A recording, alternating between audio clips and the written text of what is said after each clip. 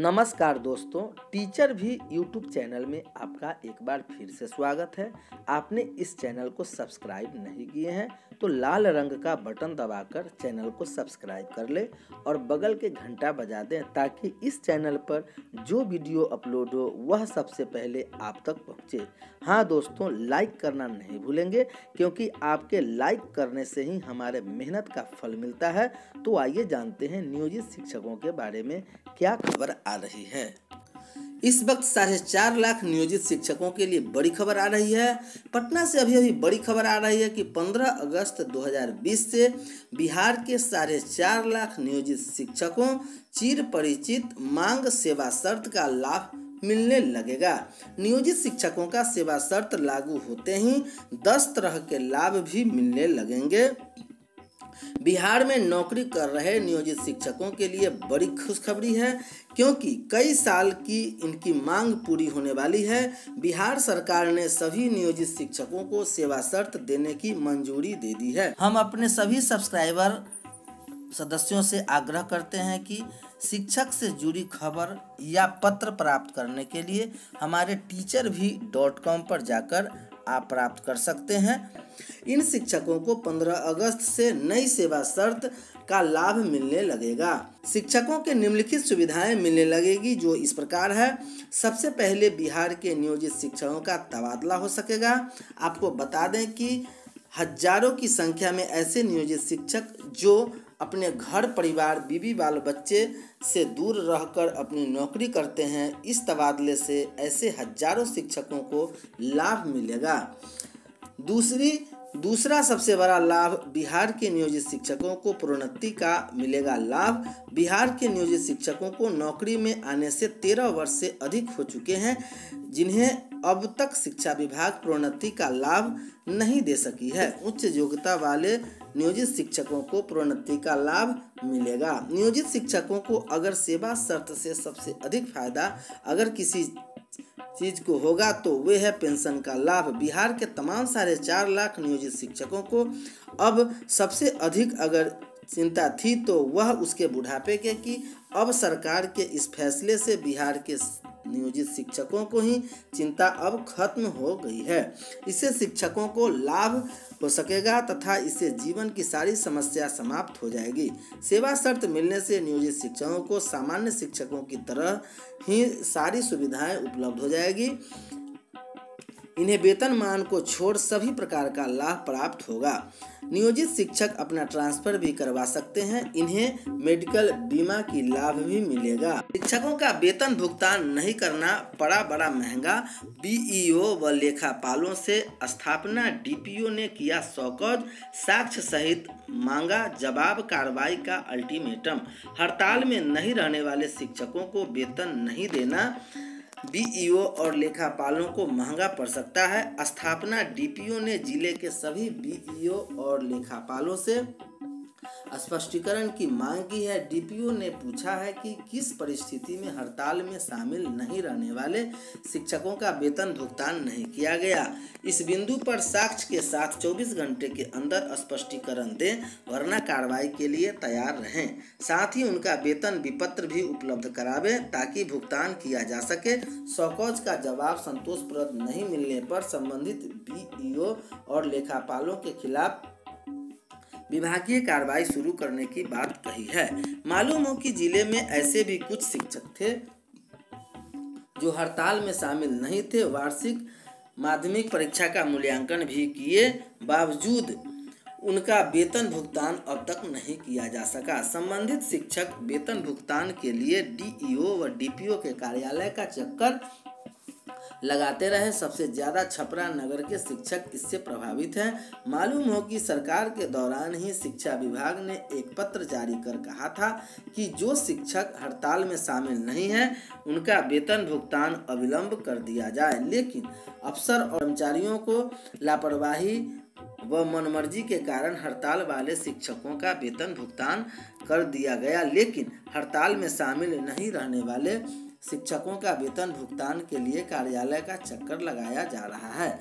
स्थापना डीपीओ के संज्ञान लेने पर उस शिक्षकों का वेतन भुगतान की आस जग गई है।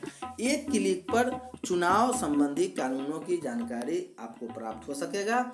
मुख्य निर्वाचन पदाधिकारी HR श्रीनिवास ने बिहार विधानसभा चुनावों को देखते हुए पहली बार एक नया ऐप लॉन्च किया है। इस ऐप पर राज्य के सभी निर्वाची पदाधिकारियों को कानूनी जानकारी मिलेगी। किसी भी तरह के संशय को दूर करने के लिए बस एक ही ऐप काफी होगा।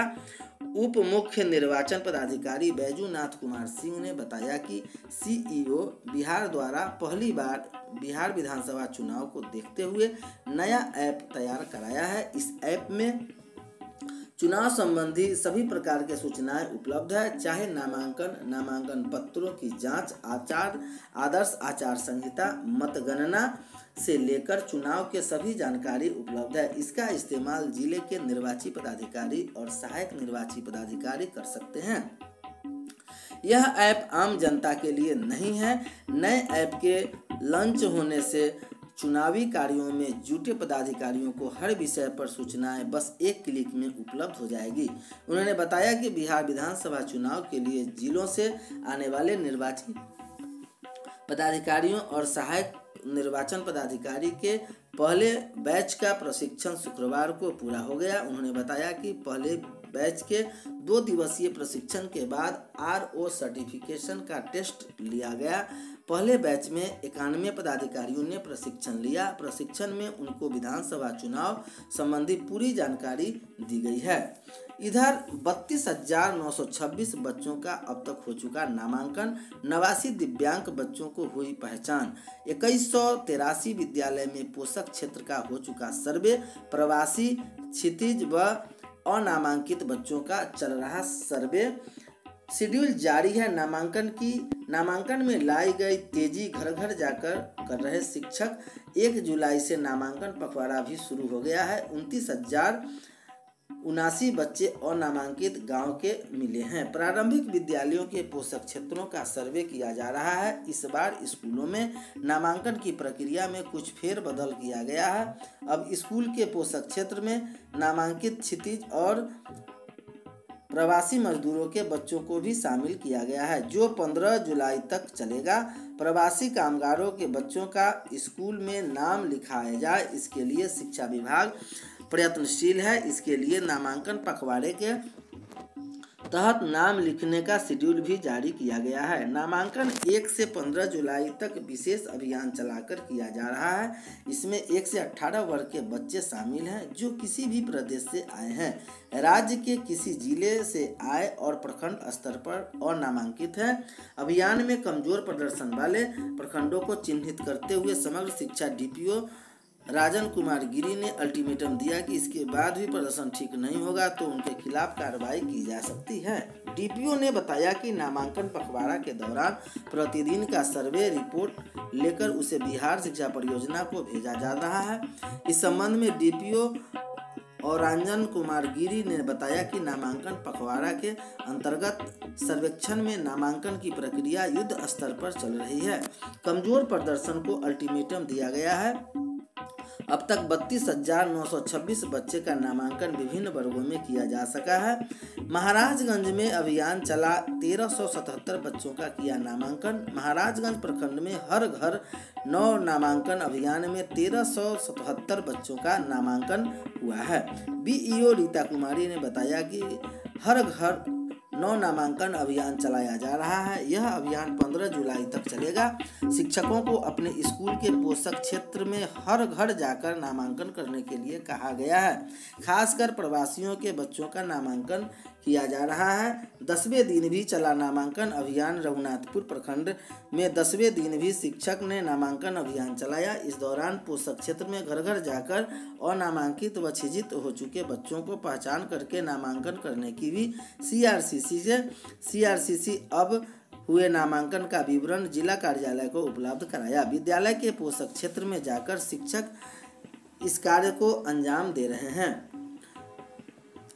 जिले में 2183 विद्यालयों का अब तक हुआ सर्वेक्षण। जिले के विभिन्न प्रखंडों में अब तक 2183 विद्यालयों के पोषक क्षेत्र का सर्वेक्षण किया गया है। इसमें अन्य राज्य से अपने गांव लौटने वाले बच्चों की संख्या 2035 है। वही बिहार के ही विभिन्न जिलों से लौटने वाले बच्चों की संख्या 1353, जबकि गाँव में ही रहने वाले अनामांकित बच्चों की संख्या 29,079 है। गांव के ही क्षितिज बच्चों की संख्या 370, जबकि 89 दिव्यांग